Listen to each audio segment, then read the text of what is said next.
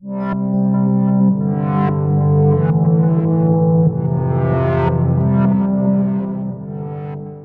it's Ashley with the Awakened States. Today I wanted to talk about something that I hear a lot about in my Facebook group, which is how to start talking to your guides. Now, the easiest way to start talking to your guide is first, let's get comfortable with understanding what a spirit guide really is. And what I like to call all my spirit guides is basically higher self, because all of our guides are working through the archetype of basically our higher self, or as in ancient texts known as the Holy Guardian Angel. The Holy Guardian Angel is a concept that goes back way back to the point where we talk about ancient magic. And the Holy Guardian Angel is the archetype where we are embodying our higher self. So, our higher self is basically our messenger to remind us of who we truly are, which is love.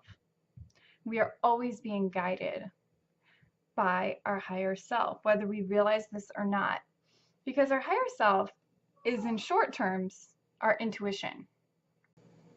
So, our intuition is our higher self. And that's why a lot of people get tripped up on this word, higher self. But what we're really talking about is our intuition. And I think once we humanize that a little bit more, it becomes a little bit easier to understand that, you're not going to be possessed by any spirit, no devils or demons are coming. This is basically your intuition. And the more we get comfortable with our intuition, the easier it is to see that this archetype of the higher self is guiding you towards the best outcome, the best scenario, your well-being, and most of all, your general happiness. So this is why the higher self is so powerful to work with, because you're working with the archetype of your highest potential. So the reason I decided to talk about our higher self is I recently did a poll in our Facebook group, and I noticed that a lot of people, one of the hardest things that they struggle with on the spiritual path is communicating with their guides. And this made me a little sad because this is one of the things that helps me the most getting through the spiritual process. And I think it's such an honor to be able to share how we can communicate, because once we learn to communicate, we literally have a cosmic BFF that is guiding us through life. And the more we get comfortable with our higher self, the more we start relying on our intuitive nudges, our spiritual calling, some even say life purpose. But what really it comes down to is embodying more of our true essence, our true self, which is ultimately love. So, as you can see, our higher self is one of the most important aspects of learning about ourselves on the spiritual awakening path. Now, I believe the three easiest way to start communicating with your guide is to, number one, call them in, directly call them in. A lot of people will bring up a lot of resistance around calling somebody in because of their religious upbringing or just fear in general. And this is where we have the conditioned patterns of where we feel we might be possessed, or we view channeling as a source of demonic possession. And we have all these stories wrapped around that. And what I suggest is something I learned from my coach is you want to start calling them in of the purest love and light, the purest, highest energy. Because this doesn't just, if you are triggered by that conditioning, then you need to start putting yourself in like a safe container so that you will physically feel safe. Personally, I don't believe that's remotely real. I don't believe you can be possessed. I don't believe that anybody can take over your body. I don't think anybody can take energy from you. I don't believe in any of that. I believe it's important to be very secure and firm in your foundation if you are communicating with your spirit guides. Eventually you'll get to a point where you can just do it automatically and you won't even think about it. And this is because your connection grows as you grow. That is why when you call your higher self in, you easily can open up the channel. And a lot of people find that this resistance that they're feeling to their spirit guide is not due to the fact that they can't communicate with them, that they're cut off from them. It's because they're not opening their awareness to them. And what I mean by that is if we don't open our awareness, we cannot see the solution.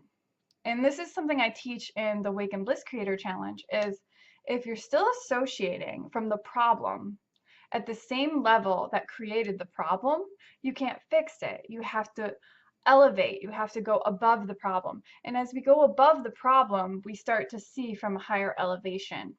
And this is a really cool trick because once you start communicating with your higher self, you're opening up those channels. And this is what creates that expanded awareness. And a big part of our expansion is learning to rely on our higher self because our higher self is a part of us. It's naturally guiding us. But the reason why people feel resistance to calling on spirit is they feel that conditioned response. And that's all just the resistance to letting go, to step into the unknown and communicate with your natural expansion. So that's a lot to process, especially if you're new to it. But what I'm really saying is that the more you open up that channel, you want to create an opening to allow awareness to come through. You can't have a solution appear if you're still focused on the problem. You have to start opening up your awareness and surrendering into the unknown to access the solution. So, how do we call in our guides?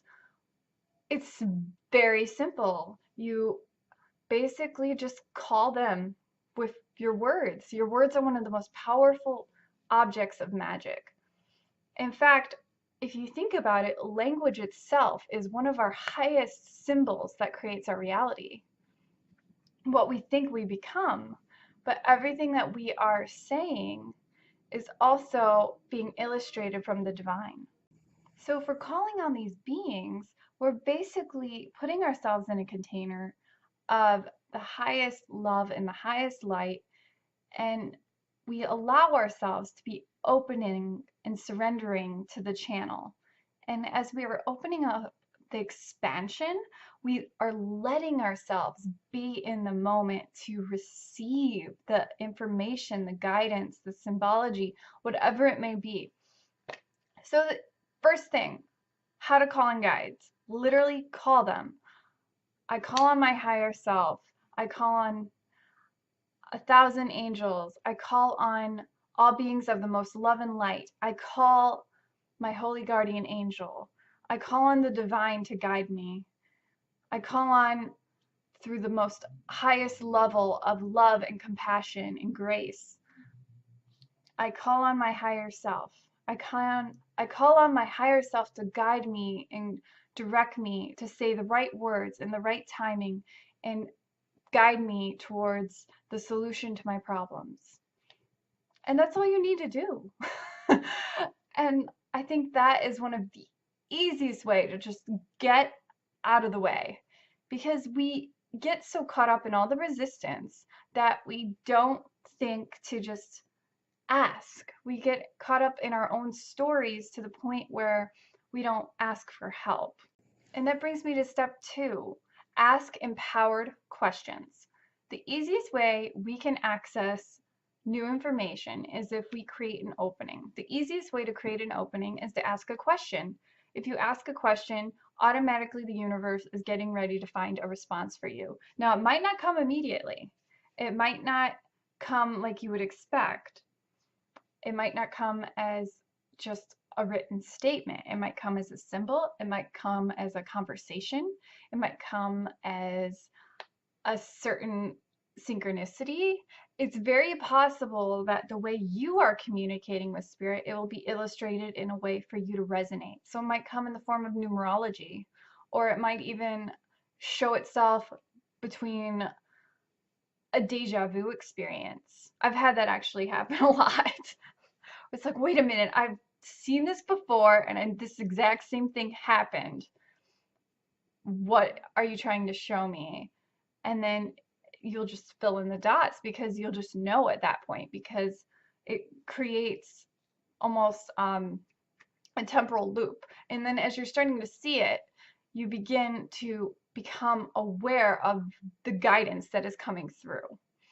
So that's why when we ask an empowered question, such as, how would I act if I already knew the solution? That's an empowered question because you're taking yourself out of the problem and you're asking, if I was, if what I wanted already happened, how would I want, how would I respond? And you start getting into this awareness, like, what would it take for me to take this aligned action? What would happen if I already did this? And then as we grow into our awareness, we can either literally write this down, we can just say it out loud, or we can literally write it down and then channel the response. And because you created the opening with the question, the response will come. If you are open and you are aware, the response will come to you. And that's why I created a freebie where I go into some of the more common questions we associate with our higher self. I'll share the article below. And then I would also like to talk about step 3, which is about consistency. Because a lot of people will put one foot in and then they'll completely freak out because of fear and then they'll stop communicating. I believe that we need to have consistent practice with our higher self because this is what nurtures the connection. For me, the easiest way to do that is through a morning practice. I spend 10 minutes every morning channeling higher self. I ask for guidance, I do empowered questions, I ask for solutions to the problem I may be facing. And as you keep up with this constant conversation, it's like this consistent dance with spirit. And it's very beautiful because you start to see that it's not just a one-time thing. It's not some mystical experience. It's literally a communication, and you're having these conversations with the universe. And the more you get into a consistent flow, just like watering a plant, you're nurturing the connection, you're nurturing the growth of your spiritual awareness. And the more you start being open to that guidance, you literally will start expanding your awareness and expanding the momentum of guidance. And then it gets to the point where it starts to become comfortable and you're no longer afraid of it anymore. I mean, I've reached a point where I talk to higher self all the time. I mean, in every moment practically. And when I'm not speaking to higher self, I'm questioning, like, what am I not seeing? If I'm in resistance, I go the opposite way. It's like, what am I not seeing? What do I need to step back, and where do I need to slow down? Where do I need to question deeper? Where do I need to dig deeper? Because what am I not seeing right now? And as we start to open up this awareness, you really gain growth around your spiritual truth. And ultimately, that comes back to love, and only love is real. And also, your higher self is guiding you. Your higher self is guiding you to remind you that you are always loved, you are always safe, you are always accepted, and you are always respected. And I find that so beautiful because we often forget that we are infinite beings. We are beauty personified. And while we may fall into resistance or beat ourselves up or get stuck in the judgment trap, we are always being guided.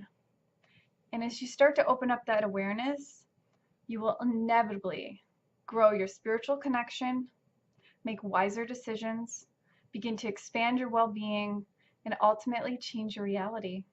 That's the true beauty of it.